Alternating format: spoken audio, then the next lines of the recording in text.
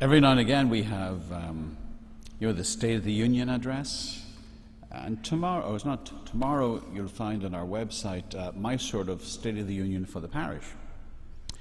So our trustees have asked me to talk to you tonight about what is the status of the parish, what's going on, how are things. And so you'll find my full speech, which is extraordinarily good, on our website tomorrow. You'll find spreadsheets of finances, that sort of stuff, So how are things? They're okay. That sounds pretty vague, doesn't it? They could be better, yeah, but they could be a lot worse. It's been an extraordinary year, hasn't it, for all of us? Certainly the strangest I've ever experienced. But I want to take you back a little bit before that. When I arrived here in July 2019, I think it was the second Sunday, the second weekend I was here, I said Mass in St.Margaret's. And a nice gentleman stopped me after Mass, and he was very welcoming. He said, "Father, you're going to love it here, you're going to love the area. And listen, it's Spring Lake, no money problems." And I smiled, but I knew something that he seemed to be unaware of, and that most people seem to be unaware of. That when I walked in here, I inherited a deficit, an annual deficit of $650,000. It caused me months of sleepless nights. And it was all the more frustrating because people were totally oblivious to it.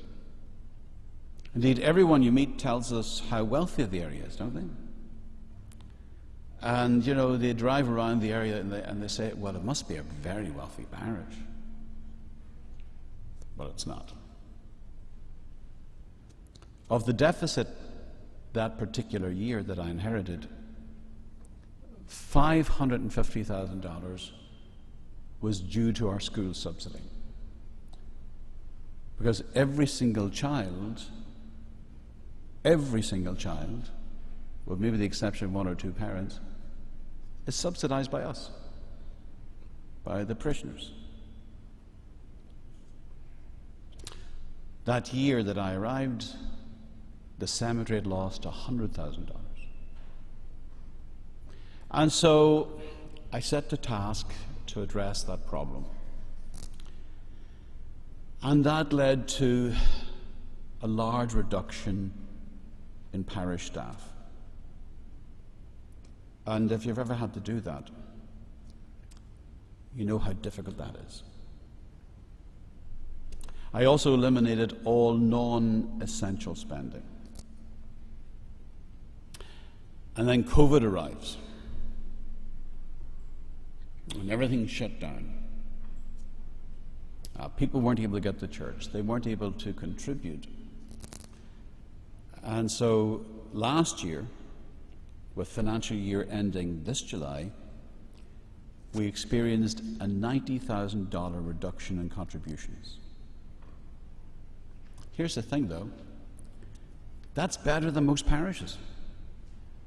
Most parishes in the diocese, their losses were far greater. But here's the good news. With reduction in the staff, reduction in spending, and during COVID, because there was very little expenditure, this year we actually posted a surplus of $92,000. So that's a great swing, a great change. Our school subsidy was reduced from $550,000 to $370,000. But we haven't finished.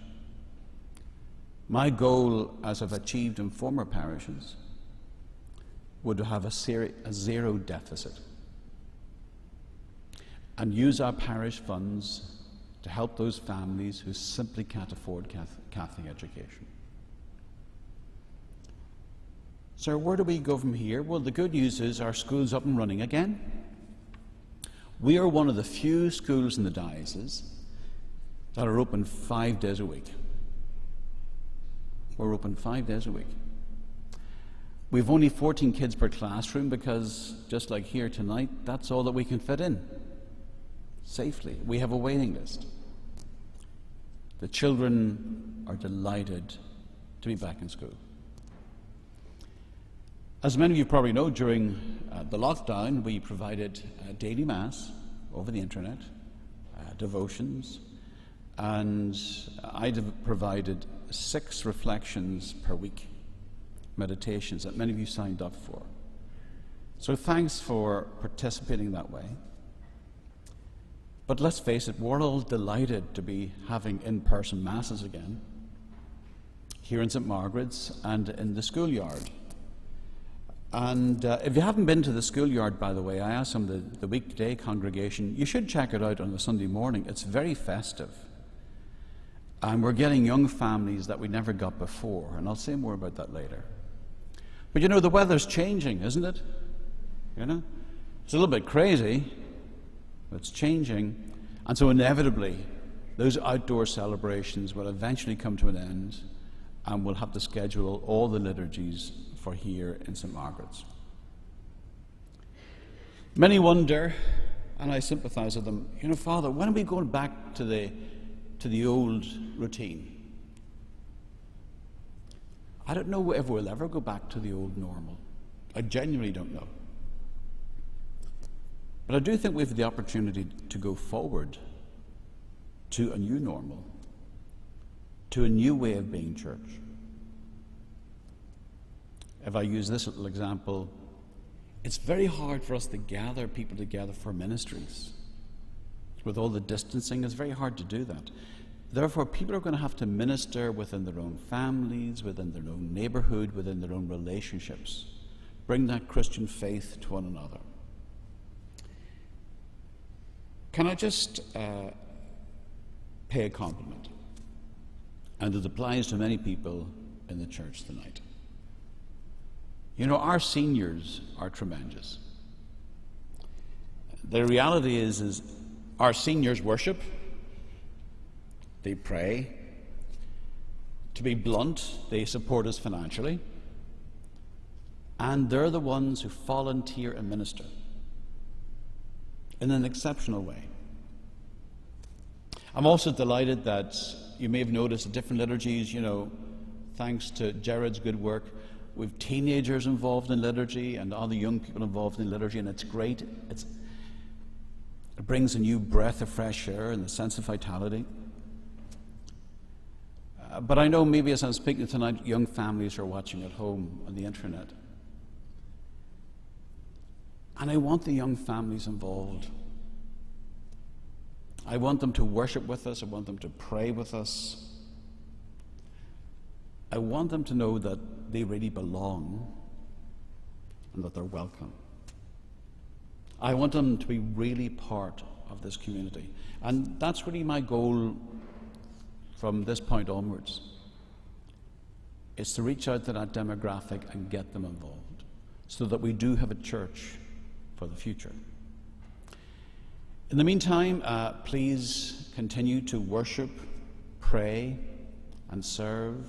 Well, I forgot one thing I meant to mention. Bequests to the parish.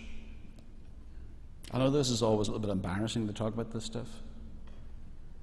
As a parish, we couldn't survive without bequests.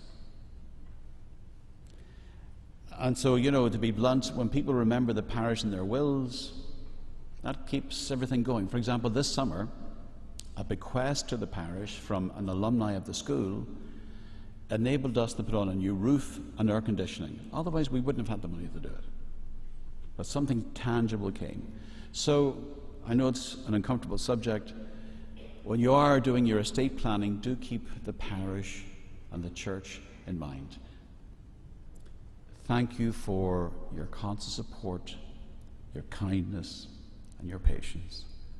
Let us stand and pray.